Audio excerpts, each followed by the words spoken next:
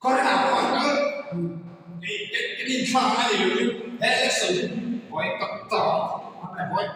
tập tỏ thì tốt đi hoa oleh maka cilok tak dia zona tak red dia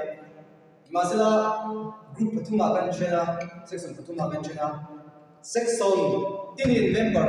VP level report saya dari na report kami kita isa na thang tahu di ha senhan oleh tuna flow nomination nei du kan ong chuan kan thong pa le oleh tuna flow nomination nei du kan ong chuan kan thong pa le bu cha hơn không đây